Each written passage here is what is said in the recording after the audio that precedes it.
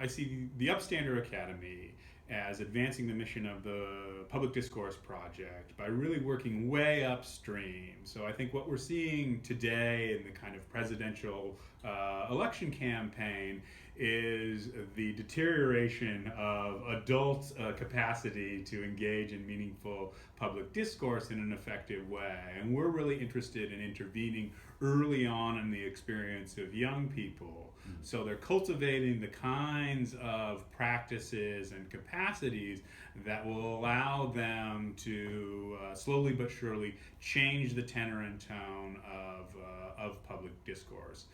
In many ways, it's a perfect time because what we're doing, what we can model in our classroom, provides a stark contrast to what goes on every night on the cable news shows, at the political conventions, in the TV advertisements.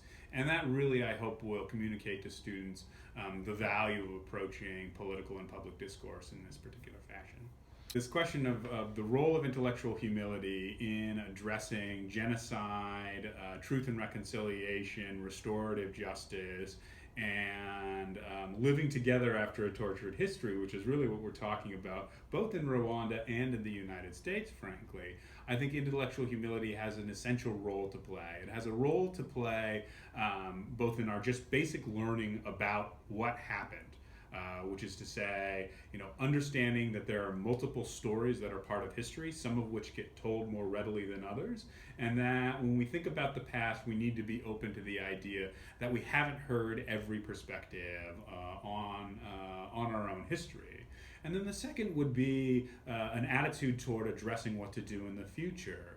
I think oftentimes we're taught that in order to be effective in the political sphere, you have to advocate in a aggressive, very narrow way for what your particular issue and perspective is. And what we want to suggest is that in order to move forward on issues regarding things like Native American child welfare issues, we have to do it in an open-minded, deliberative, consensus-building fashion if we actually want to make progress on these issues.